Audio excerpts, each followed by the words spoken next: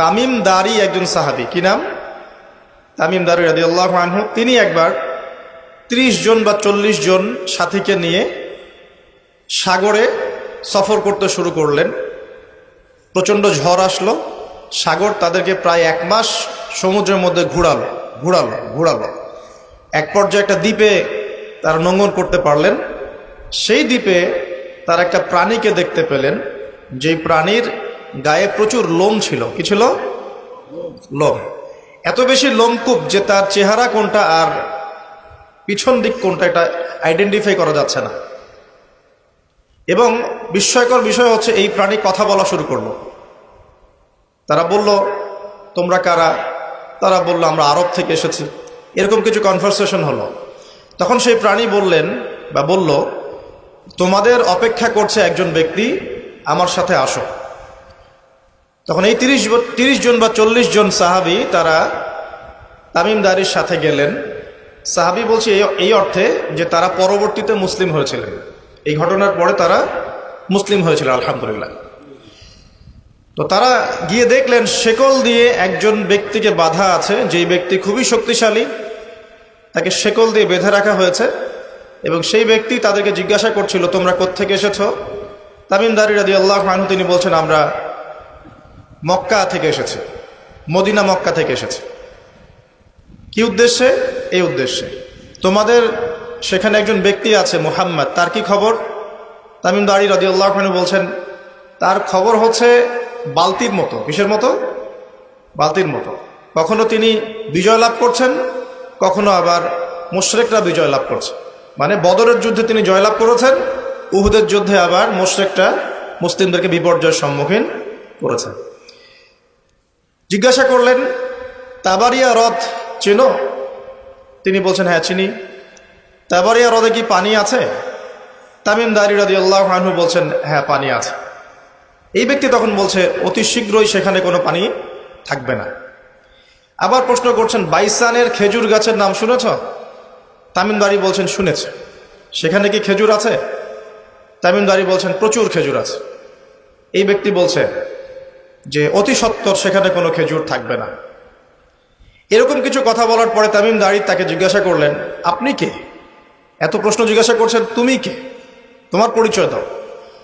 তখন এই ব্যক্তি বলছিলেন, আমার পরিচয় তোমরা খুব শীঘ্রই জানতে পারবে।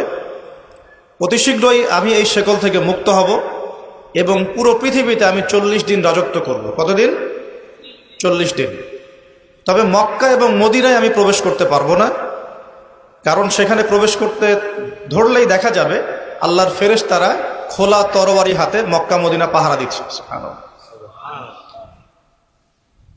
তবে আমি আমার পরিচয় জানিয়ে দিচ্ছি, আমি হচ্ছি তামিম দারি রাদিয়াল্লাহু আনহু। তিনি এসে এই ঘটনা নবী সাল্লাল্লাহু আলাইহি ওয়াসাল্লামকে বললেন। বলার পরে নবী সাল্লাল্লাহু আলাইহি ওয়াসাল্লাম তার চেহারাটা উজ্জ্বল হয়ে উঠল। তিনি মিম্বরে দাঁড়িয়ে বললেন, আমি কি তোমাদেরকে বলিনি এইরকম একটা সত্তার কথা, এমন একটা ভয়ঙ্কর ফিতনার কথা? সাহাবীরা বললেন, হ্যাঁ আপনি বলেছিলেন। তামিম দারি আজকে সেটাই দেখে এসেছে, তোমাদেরকে সেই ঘটনা সে ব্যক্ত করছে। এখান থেকে আমরা বুঝতে পারলাম যে একটা দ্বীপের মধ্যে বন্দী ছিল বা আছে, হয় ছিল বা আছে। এখন ছিল না এখনো আছে, এর উত্তর খুঁজতে হলে আরেকটা হাদিস দেখতে হবে। এটা কোন হাদিস? সহিহ মুসলিমের। নবী সাল্লাল্লাহু আলাইহি ওয়াসাল্লাম মদিনায় বসবাস করছেন, মক্কা থেকে হিজরত করে মদিনা এসেছেন। মদিনায় মাশাআল্লাহ তিনি ইসলামিক রাষ্ট্র প্রতিষ্ঠা করেছেন। বদরের যুদ্ধ হয়েছে, উহুদের যুদ্ধ হয়েছে, খন্দকের যুদ্ধ হয়েছে। ইসলামের একটা পুরো খিলাফা স্টেট যেটা আমরা বলি সেটা কায়েম হয়েছে। এর মধ্যে খবর এলো একটি মায়ের একটা সন্তান হয়েছে, এই সন্তানটার সাথে যে আলামত এগুলো মিলে যাচ্ছে। ঠিক আছে, এই সন্তানের নাম হচ্ছে ইবনে সাইয়্যেদ। কি নাম? ইবনে সাইয়্যেদ। তো নবী সাল্লাল্লাহু আলাইহি ওয়াসাল্লাম ওমর রাদিয়াল্লাহু আনহু এবং অন্যান্য সাহাবীদের কিনে ইনভেস্টিগেট করতে গেলেন। ইনভেস্টিগেট করতে গিয়ে তাকে ডাকলেন, ইবনে সাইয়্যেদকে ডেকে বললেন, তার চুলগুলো কোঁকড়ানো ছিল চুলের মতোই, চোখের মধ্যে একটু সমস্যা ছিল, কারণ আমরা জানি ডান চোখে একটু সমস্যা থাকবে। আঙ্গুর কালার দেখেছেন? আঙ্গুর, চোখটা অনেকটা আঙ্গুরের মতো হবে, ফোলা। ইবনে সাইয়্যেদের কাঠামোটা মিলে যাচ্ছিল। নবী সাল্লাল্লাহু আলাইহি ওয়াসাল্লাম তাকে ডেকে বললেন, তুমি কি দেখো? ইবনে সাইয়্যিদ বলছে আমি আরশ দেখি। কি দেখি? আরশ বোঝেন তো?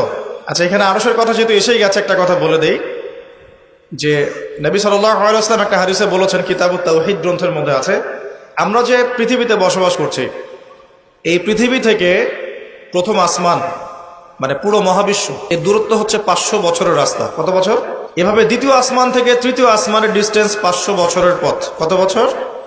এভাবে চতুর্থ, পঞ্চম, ষষ্ঠ, সপ্তম এই 7 আসমানের প্রত্যেক আসমানের ডিস্টেন্স হচ্ছে 500 বছরের রাস্তা।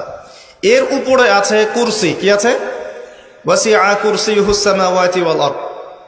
আয়াতুল কুরসি পড়েন নাই? আয়াতুল কুরসি ঘুমানোর সময় পড়েন কি? যে ব্যক্তি ঘুমানোর সময় আয়াতুল কুরসি পড়ে, সারা রাত আল্লাহর পক্ষ থেকে একজন ফেরেশতা তাকে পাহারা দিবে ইনশাআল্লাহ। কিন্তু এই কথা নাসা বিশ্বাস করবে না, এই কথা বিজ্ঞান বিশ্বাস করবে না, কারণ তাকে চোখে দেখা যায় না। তাদের একটা জ্ঞানতাত্ত্বিক দর্শন আছে, যেটা আমরা ইউনিভার্সিটিতে পড়ে আসছি দীর্ঘদিন। সেটা হলো, যা চাক্ষুষ দেখা যায় না এগুলোতে বিশ্বাস করতে নাই। পরীক্ষা নিরীক্ষা পর্যবেক্ষণের মাধ্যমে যখন কোনো সিদ্ধান্ত পাওয়া যাবে সেটাই জ্ঞান, এছাড়া জ্ঞানের কোনো অস্তিত্ব নাই। স্কুল থেকে শুরু করে পিএইচডি ডিগ্রি পর্যন্ত এই দর্শনের উপর ডিপেন্ড করে শিক্ষা নিচ্ছি আমরা সবাই। এখন যা দেখি না বিশ্বাস করব না। এই কারণে পশ্চিমারা আল্লাহকে বিশ্বাস করে না, আল্লাহকে দেখা যায় না। ফেরেশতাকে বিশ্বাস করবে না, বলবে যে বোগাস কথাবার্তা। কোথায় ফেরেশতা দেখা যায়? যা দেখি না বিশ্বাস করবো কেন? আখেরাত দেখি না কেন বিশ্বাস করব? জান্নাত জাহান্নাম দেখি নাই কেন বিশ্বাস করব? জিন জাতি দেখি নাই কেন বিশ্বাস করব? আত্মা বা রুহকে দেখেছেন? রুহ বা আত্মা যেটা নিয়ে চলাফেরা করছেন দেখেছেন? কেন বিশ্বাস? কবরের আযাব কেন বিশ্বাস করব? এই কারণে তাদের দর্শন যেহেতু প্রোটেস্ট্যান্ট ভার্সনের জ্ঞানে বিশ্বাস করে, চাক্ষুষ দর্শন যেটা সেটাই জ্ঞান, এর বাইরে জ্ঞানের কোনো অস্তিত্ব আছে এটা বিশ্বাস করে না। এই কারণেই তারা ইমানের 6 পিলারের কোনো পিলারই বিশ্বাস করে না। আর ইমানের 6 পিলারই কিন্তু গায়েব। গায়েব না? আল্লাহ বিশ্বাস, ফেরেশতায় বিশ্বাস, নবী রাসূলগণ, আসমানি কিতাব, পরকাল, তাকদীর, এগুলো কি দেখা যায়? এমনকি আমরা তো আমাদের নবীজিকেও দেখি নাই, দেখেছি? সাল্লাল্লাহু আলাইহি ওয়াসাল্লাম। আমরা শুধুমাত্র কোরআন দেখছি এবং হাদিসের গ্রন্থগুলো দেখছি, এর বাইরে কিন্তু আমরা কিচ্ছু দেখছি না। তো তারা আবার পরিকল্পিতভাবে তাদের দর্শনটাকে প্রতিষ্ঠা করার জন্যে এবং আমরা যে গায়েবে বিশ্বাস করি এই দর্শনটাকে এলিমিনেট, বাতিল করার জন্যে কিছু শব্দ চালু করেছে। একটা শব্দ মৌলবাদী, একটা শব্দ ধর্মান্ধ। থামেন, ঠিক বেঠিক বলার দরকার নাই, ঠান্ডা মাথায় লেকচার শোনেন। আর কোরআন সুন্নাহর কথা ঠিক বললেও ঠিক, না বললেও কি ঠিক কিনা বলেন? মাশাআল্লাহ। আচ্ছা, পশ্চিমারা তাদের দর্শনটাকে বাস্তবায়ন করার জন্য, যে আমরা চোখে যা দেখি তাই বিশ্বাস করব, এর বাইরে কিছুই বিশ্বাস করব না, এই দর্শনটাকে সাবিত করার জন্যে এবং আমাদের যে গায়েবে বিশ্বাস, অদৃশ্যে আমরা বিশ্বাস করি, এটাকে এলিমিনেট, বাতিল করার জন্য এই শব্দ দুটো চালু করেছে। যখন আপনি বলবেন আমি বিনা বাক্য ব্যয়ে আল্লাহকে বিশ্বাস করি, মালায়েকা বিশ্বাস করি, নবী রাসূল বিশ্বাস করি, পরকাল, কবরের আযাব, জান্নাত জাহান্নাম সব বিশ্বাস করি, তারা আপনাকে বলবে আপনি ধর্মান্ধ। কারণ আপনি অন্ধভাবে বিশ্বাস করছেন। তো আপনি অন্ধভাবেই বিশ্বাস করছেন। তো আপনি কি প্রমাণ করতে পারবেন জিন জাতির অস্তিত্ব? আপনি কি ল্যাবরেটরিতে বসে বসে, আমরা যে ফিজিক্স, কেমিস্ট্রি, বায়োলজির ল্যাবরেটরিতে করেছি না প্র্যাকটিক্যাল, এই প্র্যাকটিক্যাল কাজগুলোর মধ্য দিয়ে কি আপনি আত্মার অস্তিত্ব প্রমাণ করতে পারবেন নাকি? যারা হার্ট স্ট্রোক করে মারা যাচ্ছে, হচ্ছে না, আমরা কি বলছি? হৃদযন্ত্রের ক্রিয়া বন্ধ হয়ে মারা গেছে, ইন্না লিল্লাহি ওয়া ইন্না ইলাইহি রাজিউন, মাইকিং করে বেড়াচ্ছে, তাই না? হৃদযন্ত্রের ক্রিয়াটা বন্ধ হলো কিভাবে? এর ভিতরে কিছু একটা তো ছিল যেটা এখন নাই। একটা ডেড বডির মধ্যে কিছু একটা নাই যেটা একজন জীবিত মানুষের দেহের মধ্যে আছে। আপনার দেহে কি আছে যেটা একটা মৃত মানুষের দেহে নাই? বলেন কি নাম এটা? এই রুহটা কি পশ্চিমারা কি বিশ্বাস করাতে পারবেন? গিলাতে পারবেন? গিলাতে গেলে বলবে আপনি ধর্মান্ধ। কথা বোঝার চেষ্টা করেন কেন তারা শব্দগুলো ছড়িয়ে দিয়েছে। আর যখন আপনি এই মৌলিক বিষয়গুলো মেনে চলবেন তখন আপনাকে বলবে মৌলবাদী হয়ে গেছে। অথচ এই মৌলিক বিষয়গুলো মেনে না চললে কিন্তু আপনি মুসলিমই হতে পারছেন না। কেউ যদি আত্মায় বিশ্বাস না করে, জিন জাতিতে বিশ্বাস না করে, আপনার আল্লাহ অদৃশ্য বিশ্বাস না করে, আখেরাত অদৃশ্য জগৎ বিশ্বাস না করে, জান্নাত জাহান্নাম, কবরের আযাব, মিজান পুলসিরাতে বিশ্বাস না করে, সে কি মুসলিম হতে পারবে কিনা বলেন দেখি এবার। তাহলে মুসলিম হতে হলে আমাকে আল্লাহর কথা, আল্লাহর বাণীকে চোখ বন্ধ করে বিশ্বাস করতেই হচ্ছে। কোনো কোনো ক্ষেত্রে আল্লাহ পাকের আদেশের সামনে আত্মসমর্পণ করতে হচ্ছে বিনা বাক্য ব্যয়ে। এক্সাম্পল দিচ্ছি, এই যে ইব্রাহিম আলাইহিস সালামের ছেলেকে বলেছিলেন আল্লাহ পাক, বলেছিলেন, যার ফলশ্রুতিতে আমরা ঈদুল আজহা পালন করি না। আচ্ছা দেখেন, ইব্রাহিম আলাইহিস সালামকে আল্লাহ পাক বলছেন 3 দিন স্বপ্ন দেখিয়ে তোমার ছেলেকে করতে হবে, পরীক্ষা তোমার জন্য একটা। এখন তিনি গিয়ে তার সন্তানকে বলছেন, ইন্নী আরা ফিল মানামি আন্নী আসবাহু, হে আমার সন্তান, আমি স্বপ্নে দেখেছি আমি তোমাকে করছি, ফানজুর মাযা তারা, তোমার রায় কি আমাকে বলো। সন্তান বলছে, ইসমাঈল আলাইহিস সালাম, ইয়া আবাতি ফাআল মা তু'মার, হে আমার বাবা, আল্লাহ আপনাকে যা আদেশ করেছেন তাই করুন। সাতাজিদুনি ইনশাআল্লাহু মিনাস সাবিরিন, ইনশাআল্লাহ আপনি আমাকে ধৈর্যশীল পাবেন। এই ছেলের বয়স কিন্তু আমাদের এই ইয়াং জেনারেশনের চেয়ে অনেক কম। যে জেনারেশন রাত 3টায় অ্যালার্ম দিয়ে যে আর্জেন্টিনা খেলা দেখতে ওঠে, এই জেনারেশনের চাইতে ইসমাইলের বয়স কিন্তু অনেক কম। তার বয়স তখন হয়তো 10 বা 12 বা 14। কি শিক্ষা দিলেন তার পিতা তার মা তাকে, যে আল্লাহর আদেশের সামনে জীবন দিতেও তার কোনো পরোয়া নাই। বলছে, আব্বা আপনি যা স্বপ্ন দেখেছেন, আল্লাহ আপনাকে যা আদেশ করেছেন আপনি করেন। তাহলে কোন শিক্ষার ঘাটতি আমাদের মধ্যে আছে, ভাবতে হবে না এগুলো। ইব্রাহিম আলাইহিস সালাম কিন্তু তার সন্তানকে মানুষ করেন নাই, মনে রাখবেন। তিনি মাঝে মাঝে আসতেন, যাওয়া আসা করতেন, কারণ তার আরেকটা পরিবার ছিল, সারা আলাইহিস সালাম, তার আরেকটা পরিবার ছিল, 2 স্ত্রী। তো তাকে মানুষ করেছেন কিন্তু তার মা হাজরা আলাইহিস সালাম। কোন মা? যেই মাকে ইব্রাহিম রেখে আসছেন কাবা ঘরে, মনে আছে? খাবারও ছিল না, পানিও ছিল না। তিনি বলছেন, আপনি কেন রেখে যাচ্ছেন ইব্রাহিম আলাইহিস সালাম বলেন, আল্লাহর হুকুমে। এখন এই মা বলছেন যে যদি আপনি আল্লাহর হুকুমে আমাকে রেখে যান, আমাদেরকে রেখে যান, ইনশাআল্লাহ আল্লাহ পাক আমাদেরকে ফেলে দিবেন না। তো এই মায়ের গর্ভ থেকে ইসমাইল হবে না তো কি আমাদের মা বোনদের গর্ভ থেকে ইসমাইল হবে? আমাদের মা বোনরা এখন কি করে? সারাদিন যে মুভিজ, যে সিরিয়ালস, স্বামীকে সম্পত্তির জন্য প্যারা দিতে দিতে স্বামীর হার্ট স্ট্রোক করে ফেলে। বহু স্বামী আছে হারাম খাইতে চায় না, স্ত্রীর পাল্লায় পরে হারাম খায়। হ্যাঁ, আমি কিছু প্র্যাকটিক্যাল কথা বলছি। বহু স্বামী আছে হারাম খেতে চায় না, সন্তান সন্ততির স্ত্রীদের চাপে পড়ে তাকে 2 নাম্বারই করতে সে বাধ্য হয়। কেন করে? পরিবারের জন্য করে। আমরা কিন্তু বোকা পুরুষ মানুষ, আমরা যারা আছে আমরা কিন্তু আসলে বোকা জাতি, জানেন?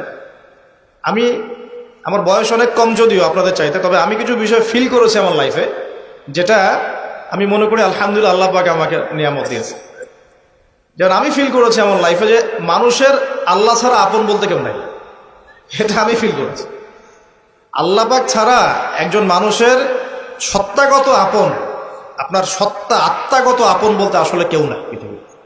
যারা আছে আমাদের আশপাশে সবাই সবার স্বার্থে থাকে, সবাই সবার প্রয়োজনে থাকে। প্রয়োজন শেষ হলে আপনাকে চিনবেও না অনেকে। আমি যখন ইন্তেকাল করব, এমন হবে 40 দিন পর কেউ আমাদের কবর জিয়ারত করবে কিনা সন্দেহ আছে। এগুলো বাস্তবতা। আর আমরা বোকা কেন জানেন? আমরা এই দুনিয়ার মানুষদের স্বার্থেই, আমার আশপাশের মানুষগুলোর স্বার্থেই সারা জীবন আল্লাহর বিরুদ্ধে চলি, হারাম খাই, সুদ খাই, ঘুষ খাই, দুর্নীতি করে ওদের মুখে হাসি ফোটানোর জন্য। যেই মানুষগুলো আমাকেই চিনবে না পরকালে, দুনিয়াতেই মারা গেলে আমাকে চিনবে না, তো সেই মানুষগুলোর জন্য আমি আল্লাহর বিরুদ্ধে চলে যাই। আমরা বোকা না? আর দেখবেন যেসব পুরুষের সৎ থাকতে চায় তারা শেষ বয়সে খুব একা হয়ে পড়ে। খেয়াল করে দেখেন, যে পুরুষটা সৎ থাকতে চায় শেষ বয়সে গিয়ে দেখবেন তারা খুব একাকিত্বে ভুগছে। আর এখন একটা কমন সমস্যা, এটা অনেক প্রবীণ মানুষ যারা আছেন তারা কিন্তু একাকিত্বে ভোগেন, খুব একাকিত্বে ভোগেন।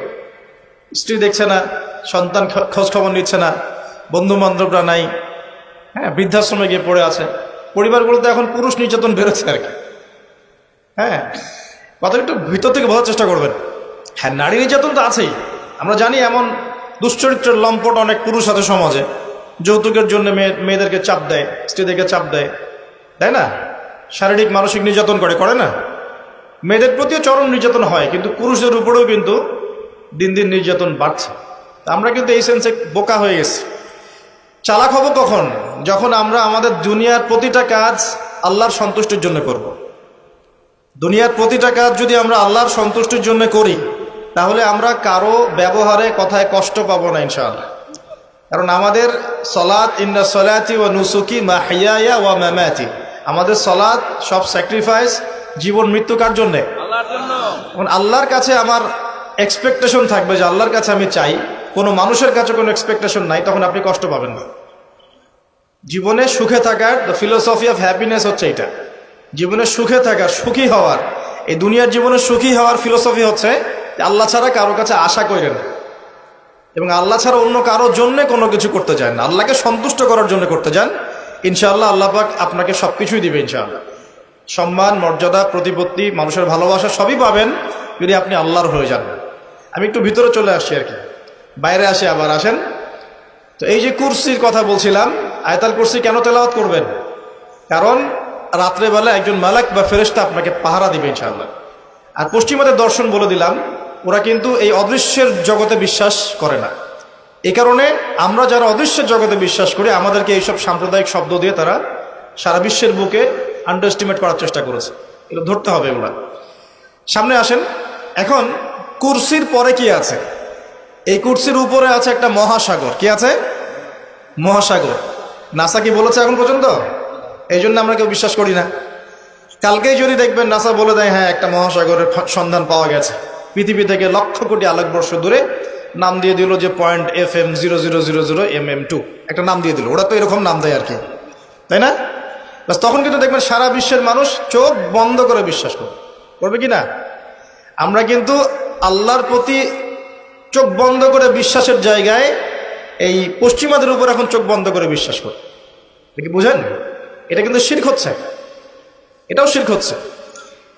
তো একটা কথা মিস করে গেছি, ইব্রাহিম আলাইহিস সালাম করার যে পরীক্ষায় পড়েছিলেন তখন কিন্তু তিনি প্রশ্ন করেননি আল্লাহকে, আল্লাহ একজন মাসুম বাচ্চাকে কেন করব, এর পিছনে যুক্তি কি, এর পিছনে বিজ্ঞান কি, এর পিছনে দর্শন কি, প্রশ্ন করেছিলেন? তিনি একদম সামি'না ওয়া আতা'না, আল্লাহ পাক আদেশ করেছেন, চোখ বন্ধ করে পালন করতে গিয়েছে। ইব্রাহিম আলাইহিস সালাম অন্ধভাবে আল্লাহর আদেশ মেনে চললেন না?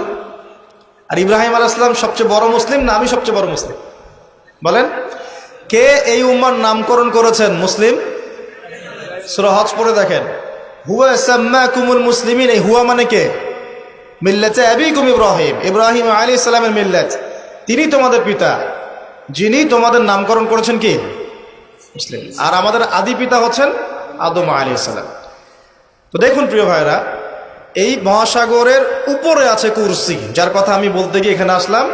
ইবনে সাইয়্যিদ কি বলছে, সে কি দেখে মনে আছে না ভুলে গেছেন? ইবনে সাইয়্যিদ কে? নবী সাল্লাল্লাহু আলাইহি ওয়াসাল্লাম যাকে ইনভেস্টিগেট করছেন মদিনায়, কোথায় একটু খেয়াল রাখেন, তামিমদারি দ্বীপে দেখে আসছেন। কোথায় দেখে আসছেন? দ্বীপে। আর নবী সাল্লাল্লাহু আলাইহি ওয়াসাল্লাম ইনভেস্টিগেট করছেন কোথায়? মদিনায়। আচ্ছা, তো এখন এই ব্যক্তি বলছে আমি আরশ দেখি। নবী সাল্লাল্লাহু আলাইহি ওয়াসাল্লাম বলে আরশ কোথায়? সে বলছে আরশ পানির উপরে। কোথায়? পানির উপর। তখন নবী সাল্লাল্লাহু আলাইহি ওয়াসাল্লাম বলছেন তুমি তো তাহলে শয়তানের আরশ দেখছো। কার আরশ দেখছে? শয়তানের কিন্তু আরশ আছে, শয়তানেরও কিন্তু একটা আরশ আছে। কোথায় এটা জানেন? সমুদ্রের উপরে। অনেকে বলে যে ভাই বারমুদা ট্রায়াঙ্গেলে আছে নাকি, এটা আমরা জানি না, এভাবে বলা যাবে না, এটা আমরা ব্যাখ্যা করতে পারবো না, আল্লাহ ভালো জানেন। তো এখন শয়তানও কিন্তু সিংহাসনে বসে, দিন শেষে বসে ওর যে চেলা চামুন্ডা যারা আছে ওদেরকে ডাকে, ডেকে বলে আজকে কি করাইছো তোমরা? একজন বলে যে আমি তো জেনা করাই দিছি দুজনের মধ্যে, আমি মদ খাইয়েছি মানুষকে, আমি মানুষকে পরকীয়া লিপ্ত করেছি, আমি একজনকে একজনের বিরুদ্ধে উস্কে দিয়ে হত্যা করিয়ে দিয়েছি। এরকম করে শয়তানরা বলতে থাকে। তো ইবলিস বলে না, তোমরা তেমন কোনো কাজ করতে পারো নাই। ইতিমধ্যে একজন শয়তান এসে বলে যে আমি একটা কাজ করেছি। কি কাজ করেছো? যে আমি একটা পরিবারের স্বামী স্ত্রীর মধ্যে বিচ্ছেদ ঘটিয়ে দিয়েছে। কি করেছে? এটা এখন বেশি হচ্ছে না? বেশি হচ্ছে না? আপনারা খবর রাখেন না মনে হয়, পড়াশোনা করে দেখেন, প্রতি 3-4 মিনিট একটা ডিভোর্সের ঘটনা ঘটে, প্রতি 3-4 মিনিটের মধ্যে। এবার শয়তান তাকে ডাকে, এদিকে আসো, তুমি একটা কাজের কাজ করেছো। তখন নিজের গলার যে মালা বা যেটা আমরা গোল্ড মেডেল বলি, অ্যাওয়ার্ড যেটা বলি, এটা তার গলায় সে পরিয়ে দেয়, দিয়ে বলে তুমি একটা কাজের কাজ করেছো। তার মানে আমরা বুঝতে পারলাম শয়তানের কাছে সবচেয়ে বড় একটা মিশন কি? পরিবারগুলোকে ধ্বংস করে দেয়। খুব সতর্ক থাকতে হবে আমাদের সবাইকে।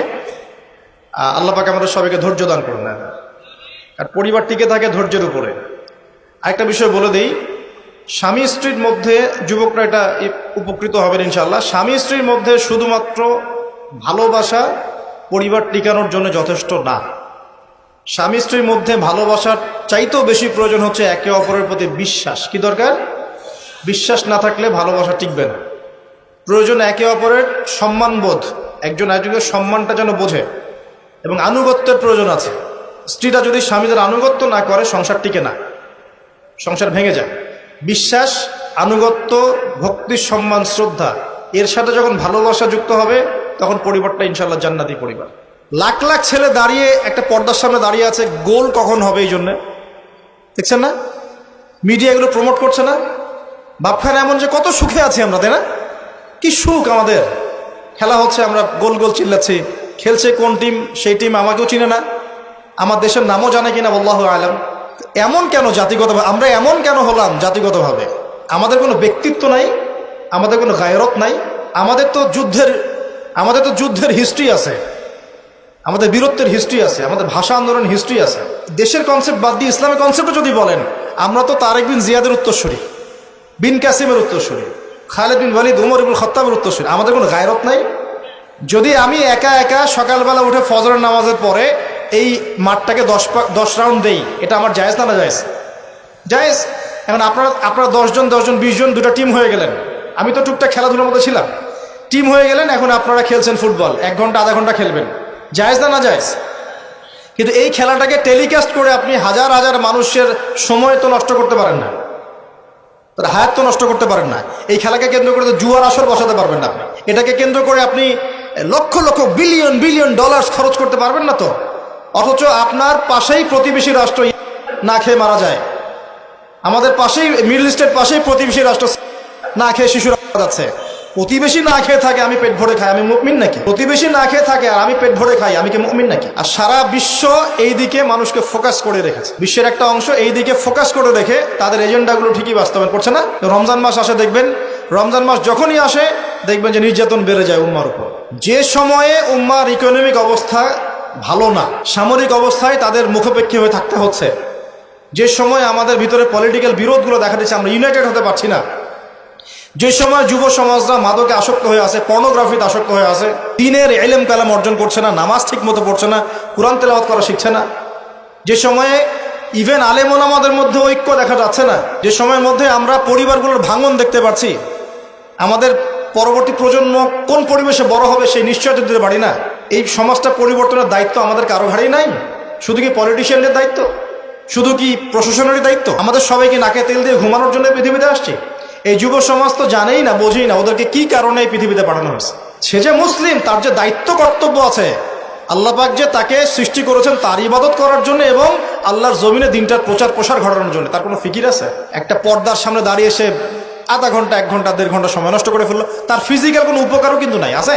কোন জায়গায় আপনি বাচ্চাকে রেখে যাচ্ছেন চিন্তা করে দেখে একবার। একটা ছোট্ট বাচ্চার ইজ্জতের কোনো গ্যারান্টি পাচ্ছি না আমরা। মানুষ কোন জায়গায় চলে গেছে দেখেন, মাদক অ্যাভেলেবল হয়ে গেছে, দেখে না 5% ছেলেও পাওয়া যাবে না এখন।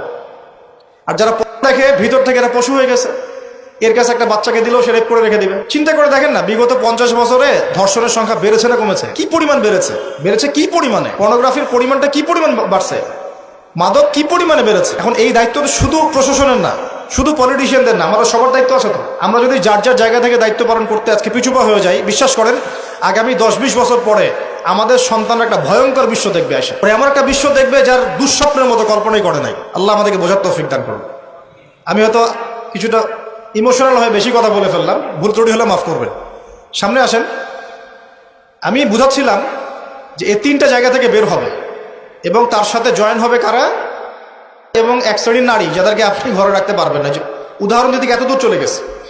আরেকটা জায়গার কথা আসছে যে বের হবে শাম এবং ইরাকের মাঝামাঝি একটা রাস্তা থেকে। শাম মানে হচ্ছে জর্ডান, লেবানন, এই যে পুরো কন্টিনেন্টটা আছে এটার নাম শাম। কি নাম? শাম, সিরিয়ার মধ্যে। আর ইরাক হচ্ছে এই যে আমাদের ইরাক তো চিনেন, এর মাঝখান থেকে একটা রাস্তা থেকে বের হবে। একটু ভূগোল ঘাটবেন, একটু জিওগ্রাফি পড়ে দেখবেন, ওর মাঝখানে এখন একটা রাষ্ট্রের জন্ম হয়েছে। এই রাষ্ট্রটা আজকে থেকে 100 বছর আগে বিশ্বের বুকে ছিল না।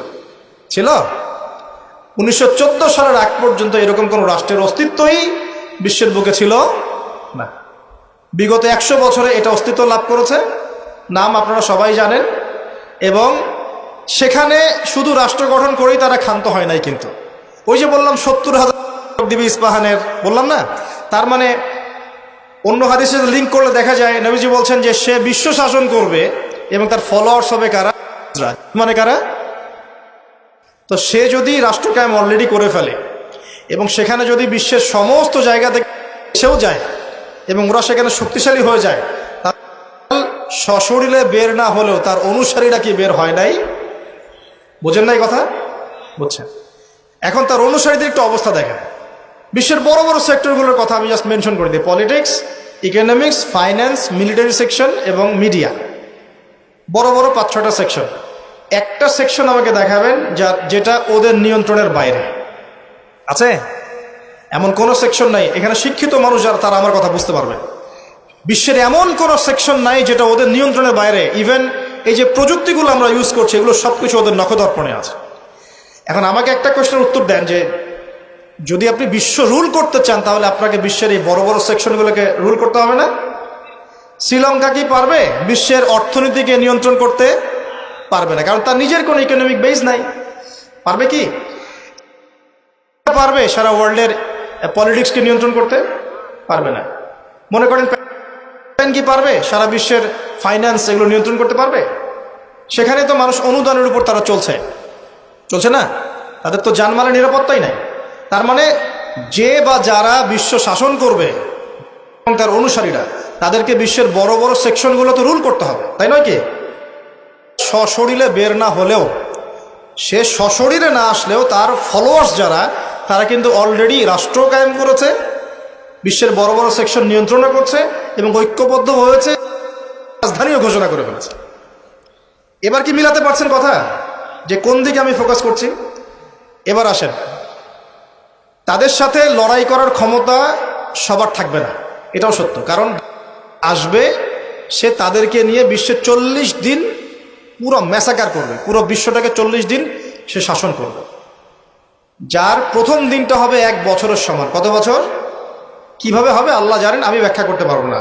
দ্বিতীয় দিন হচ্ছে 1 মাসের সমান, তৃতীয় দিন 1 সপ্তাহের সমান, তারপরের দিনগুলো আমাদের দিনের মতোই। কথা বুঝতে পারছেন?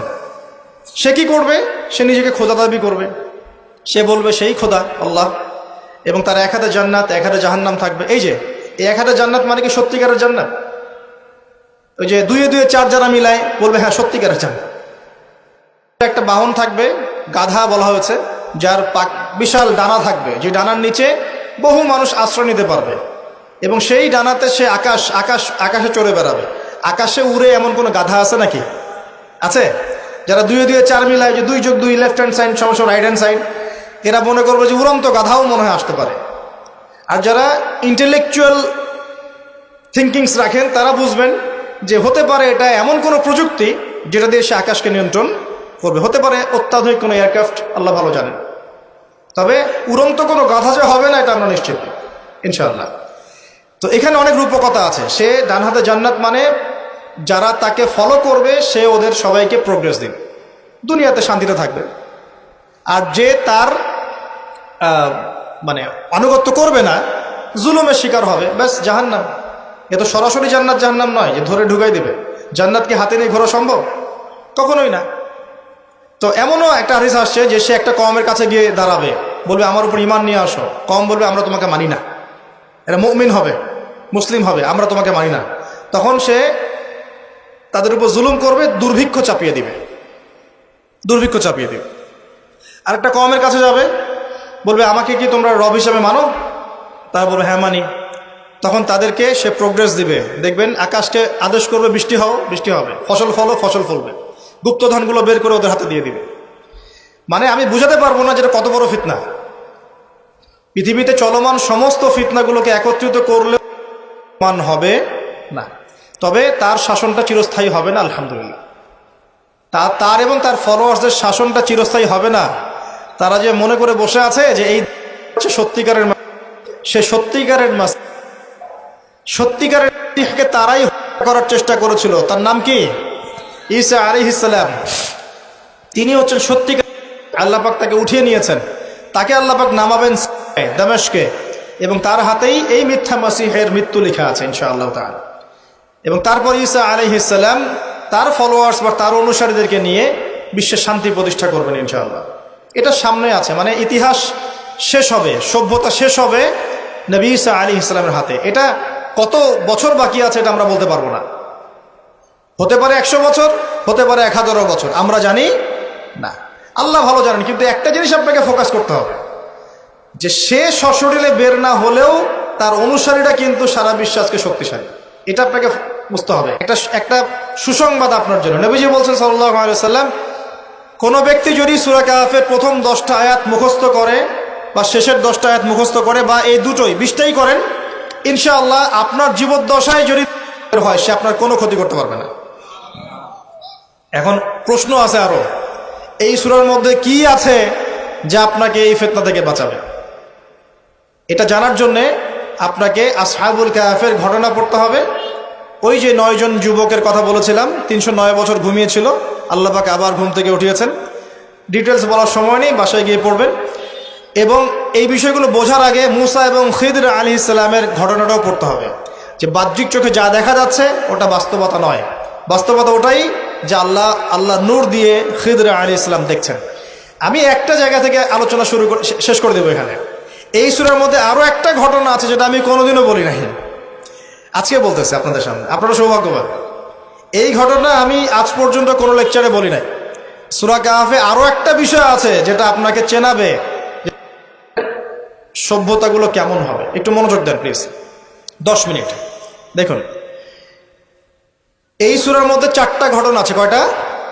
একটা হচ্ছে আসহাবুল কাহফের, একটা যুলকারনাইন আলাইহিস সালাম, একটা মূসা এবং খিদর আলাইহিস সালামের, আর একটা হচ্ছে এই ঘটনা, 2 বন্ধুর ঘটনা, যা আমি কোনো লেকচারে এখনো বলি নাই। আল্লাহ পাক এই সূরার মধ্যে একটা বিস্ময়কর ঘটনা বলছেন। 2 বন্ধুর। কয়জন বন্ধু? এক বন্ধু প্রচন্ড ধনী, এমন ধনী যে আল্লাহ পাক তাকে বড় বড় বাগান দিয়েছেন, খেজুরের, আঙ্গুরের, হ্যাঁ, বিশাল বিশাল বাগান।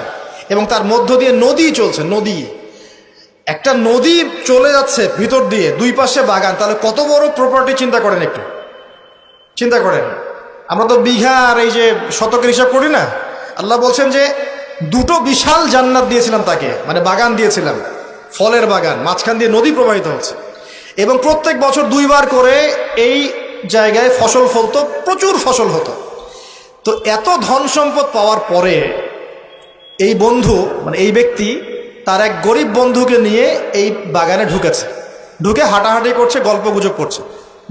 গল্পগুজব করার এক পর্যায়ে গিয়ে এই ধনী বন্ধু বলে ফেলছে। কি বলছে?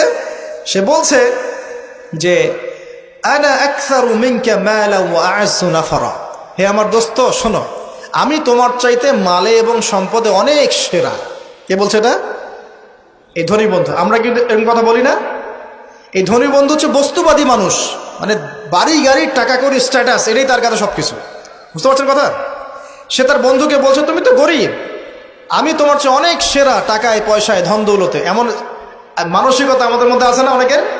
আচ্ছা, এবার সে আরো বলছে যে ওয়াদাখালা জান্নাতাহু ওয়া হুয়া যালিমুল লিনাফসি। সে তার জান্নাতে প্রবেশ করলো, তার নফসের উপর সে জুলুমও করে বসলো। কিভাবে জুলুম করলো? এভাবে সে বলছে ক্বালা মা আযুন্নু আন তাবিদা হাযিহি আবাদা। কে বলছে এটা? এই ধনী বন্ধু। সে বলছে, হে আমার গরিব বন্ধু শোনো, আমি মনে করি না, আমি বিশ্বাসই করি না, আমি মনে করি না যে আমার এই প্রপার্টি কখনো ধ্বংস হয়ে যাবে।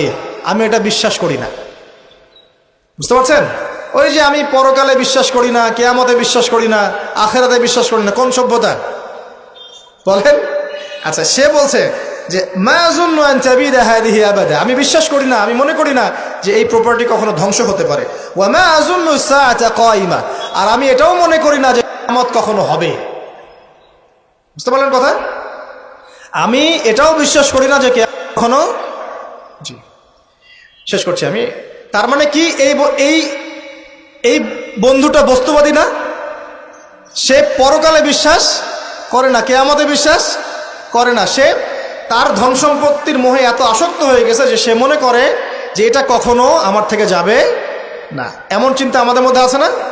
এই চিন্তাটাকে আধুনিক পরিভাষায় বলা হয় মেটেরিয়ালিজম। কি বলা হয়? মানে বস্তুবাদ। মানে কি? বস্তুবাদ মানে ভোগবিলাস, বাড়ি গাড়ি, টাকা পয়সা, মত্ত থাকা, পরকাল বলে কিছু নাই। এই যে মেটেরিয়ালিজম। এখন এই বন্ধুটা বলছে, গরিব বন্ধু, একটু মনোযোগ দেন প্লিজ। এই বন্ধুটা বলছেন, গরিব বন্ধু, যে ক্বালা লাহু সাহিবুহু ওয়া ইউহাওয়ারু। গরিব বন্ধুটা তাকে বলছে আকাফারতা বিল্লাযী খালাকাকা মিন তুরাব। হে আমার ধনী বন্ধু, তুমি কি সেই সত্তার সাথে কুফরি করছো যে তোমাকে মাটি থেকে সৃষ্টি করেছেন? সুম্মা মিন নুতফা, এরপর তোমাকে মায়ের গর্ভে নুতফা আকারে রেখেছিলেন, সুম্মা সাওয়াকা রাজুলা, এরপর তোমাকে এই পুরুষের আকৃতি দিয়েছেন, তুমি কি সেই সত্তা আল্লাহকে অস্বীকার করছো? মানে অস্বীকার করার মধ্য দিয়ে তুমি আল্লাহকে অস্বীকার করছো কি? ওয়ালাউলা ইয দাখালতা জান্নাতুক, তুমি যখন তোমার জান্নাতে ঢুকলা তুমি এটা কেন বললা না যে লা কুওয়াতা ইল্লা বিল্লাহ, মাশাআল্লাহ, লা কুওয়াতা ইল্লা বিল্লাহ, মাশাআল্লাহ, আল্লাহ পাক কি চমৎকার জান্নাত আমাকে দিয়েছেন, লা কুওয়াতা ইল্লা বিল্লাহ, আল্লাহ ছাড়া কোনো শক্তি সামর্থ্য নাই, এমনটা কেন বললে না? এমনটা না বলে কেন এইটা বললা যে ওমা আযুন্নু সাআতা কায়িমা, আমি বিশ্বাস করি না যে কখনো হবে, আমি বিশ্বাস করি না যে এটা কখনো ধ্বংস হবে, এমনটা কেন বললা? তুমি কেন কুফরি করলা? এরপর যেটা হয়েছে, আল্লাহ রাব্বুল আলামিন এই যে বন্ধু, গরিব বন্ধু, তাকে দুনিয়া এবং আখিরাতে বিশাল নেয়ামত দিয়ে দিয়েছেন, আর এই ধনী বন্ধুর জান্নাতটাকে আল্লাহ পাক এক রাতের মধ্যে ধ্বংস করে রেখে দিয়েছে। এক রাতের মধ্যে পুরো জান্নাতকে ধ্বংস। পরের দিন সকালে সে এসে দেখে যে এটা কোন জায়গায় আসলাম, এটা আমার বাগান বাগিচা বলে মনে হচ্ছে না। সে হাত কসলাচ্ছিল এবং বলছিল, কোরআনে ভাবে বলছে, হাত কসলাচ্ছিল আর বলছিল যে হায় আমি যদি আমার রবের সাথে শিরকটা না করতাম, হায় আমি যদি আমার রবের সাথে কুফরি না করতাম, তাহলে আজকে আমার এই অবস্থা হয়তো হতো না। এই ঘটনাটা ঠিক পরে আল্লাহ পাক বলছেন ওয়াদরিব লাহুম মাসালুল হায়াতিদ দুনিয়া, হে নবী মুহাম্মদ সাল্লাল্লাহু আলাইহি ওয়াসাল্লাম, তুমি এবার তোমার উম্মতের কাছে দুনিয়ার দৃষ্টান্তটা পেশ করো। দুনিয়ার দৃষ্টান্তটাও ঠিক এরকমই, এই ফসলের ক্ষেতের মতোই। প্রথমে বৃষ্টিপাত হয়, ফসল সবুজ হয়, মানুষ খুব পুলকিত হয়ে যায়, কি চমৎকার ফসল ফলেছে। এরপর সেই গাছগুলো হলুদ হয়ে যায়, তারপর সেগুলো খড়কুটা হয়, চুলায় চলে যায়। এই হয় না? এই গল্পটার সাথে, ঘটনার সাথে দুনিয়ার জীবনে মিল আছে না? এটা কোন সূরা আছে? কাহফে। আর এই সূরা আপনাকে থেকে বাঁচাবে না? এখানে আপনার হেদায়েত শোনেন। এবং তার অনুসারীরা এবং ওই সমসাময়িক ফিতনাময় যুগে বেশিরভাগ মানুষ বস্তুবাদী হয়ে যাবে, হয়ে যায় নাই? এবং বেশিরভাগ মানুষ এই দুনিয়ার ধন সম্পদ চাকচিক্যের মোহে পড়ে যাবে, পড়ে নাই? পড়েছে কি না? পড়েছে। এবং শুধু তাই নয়, তারা পরকালীন কনসেপ্টগুলোকে অস্বীকার করা শুরু করবে। ওই যে বললাম, আল্লাহ, ফেরেশতা, মালায়েকা, আখিরাত এগুলো কিছু বিশ্বাস করবে না, মানুষকে ধর্মহীনতার দিকে নিয়ে যাবে। এটা নিয়ে যাচ্ছে না? এই তিনটা জিনিস খুব চলছে সমাজে এখন। একটা হচ্ছে এলিমিনেশন, মানে আল্লাহর কনসেপ্টটাকে বাদ দিয়ে দেওয়া। একটা হচ্ছে মেটারিয়ালিজম, মানে বস্তুবাদিতা। একটা হচ্ছে চ্যালেঞ্জ এগেনস্ট রিলিজন, ধর্মর এগেনস্টে চ্যালেঞ্জ করা। এগুলো চলছে না এখন? দেখুন, দাজ্জালের সভ্যতায় এগুলো হবে। এর সাথে আপনার বর্তমান সময়ের মিল কোথায়? মিল হচ্ছে, দেখুন, এই বিউটি কন্টেস্ট বলেন, আপনার ওয়ার্ল্ড কাপ বলেন, আপনার এই ইভেন্টসগুলো বলেন, ফ্যাশন শোজগুলোর কথাই বলেন, অপসংস্কৃতির কথাই বলেন, পর্নোগ্রাফির কথাই বলেন, এই মাদকের ভয়াল খাবার কথা বলেন, যে কোনো দিকে তাকান, এগুলোর প্রত্যেকটার উদ্দেশ্য দুনিয়া নয় কি? শুধু দুনিয়া না, পরকালীন কোনো স্বার্থ আছে? এগুলো করে পরকালে একটা নেকি হবে, কেউ দলিল দিতে পারবে কোরআন শোনা থেকে? তার মানে এই সমাজটা, এই সভ্যতা কি করেছে? দলে পুরো সভ্যতাকে গড়েছে এবং বস্তুবাদিতার দিকে মানুষকে প্রবৃদ্ধ করেছে। শুধু তাই নয়, যেগুলোর পরকালীন কোনো স্বার্থ নাই এই কাজগুলোকে প্রমোট করেছে এবং যুব সমাজ, মুসলিমদেরকে স্পেশালি এগুলোতে মত্ত করে রেখেছে, রাখে নাই? আল্লাহ পাক এখন বলছেন, জেনে রাখো, তোমরা জেনে রাখো, ইন্নামাল হায়াতুদ দুনিয়া লাইবুন ওয়া লাহুন, এই দুনিয়ার জীবনটাই খেলতামাশা, প্রতারণা। ওয়া যিনাতুন ওয়া তাফাখুরুন বাইনাকুম ওয়া তাকাসুর, একে অপরের প্রাচুর্য, ধন সম্পদের প্রতিযোগিতা ছাড়া কিচ্ছু না। ওয়া মাল হায়াতুদ দুনিয়া ইল্লা মাতাউল গুরুর, এই দুনিয়ার জীবনটা প্রতারণা ছাড়া কিচ্ছু নয়। আলহাকুমুত তাকাসুর হাত্তা যুরতুমুল মাকাবির, তোমরা প্রাচুর্যের মোহে মোহাচ্ছন্ন হয়ে আছো যতক্ষণ পর্যন্ত না তোমরা কবরে শায়িত হচ্ছ। কাল্লা সাউফা তা'লামুন, অবশ্যই তোমরা জানতে পারবে, কোশ্চিনকালেও নয়, অবশ্যই তোমরা জানতে পারবে। কাল্লা লাতুসআলুন্না ইয়াওমাইযিন আনিন নাঈম, তোমাদেরকে কিয়ামতের দিনে নিয়ামতগুলো সম্পর্কে জিজ্ঞাসিত হতে হবে। সূরা কাহফেই এই হেদায়েতটা আছে। এই দুই বন্ধুর ঘটনা আপনাকে দেখাবে কিভাবে বস্তুবাদী সভ্যতা এবং আল্লাহ ভীরু সভ্যতার কনফ্লিক্ট হয়।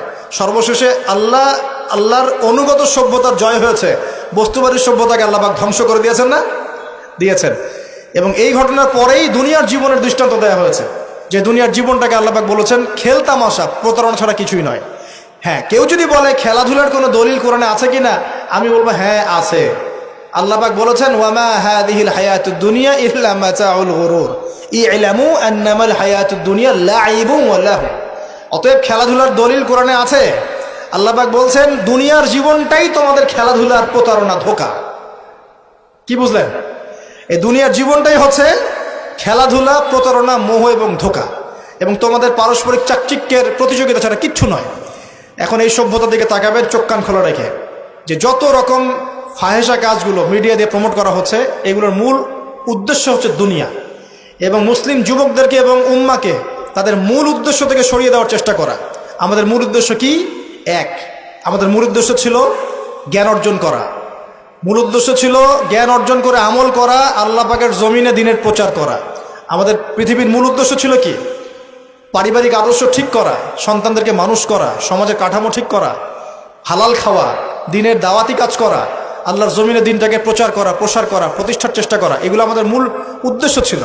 এখান থেকে সরিয়ে এনে আমাদের সবার চোখকে এখন বিভিন্ন আমোদ প্রমোদ ফুর্তির দিকে ফোকাস করিয়ে রাখা হয়েছে, এবং এর ফলশ্রুতিতে আমরা আমাদের দুনিয়াতে আসার উদ্দেশ্যটা কিন্তু ভুলে গেছে। প্রিয় ভাইয়েরা, সতর্ক থাকবেন। যে বিষয়টা যতটুকু লিমিট আছে, এই লিমিট ক্রস করতে যাবেন।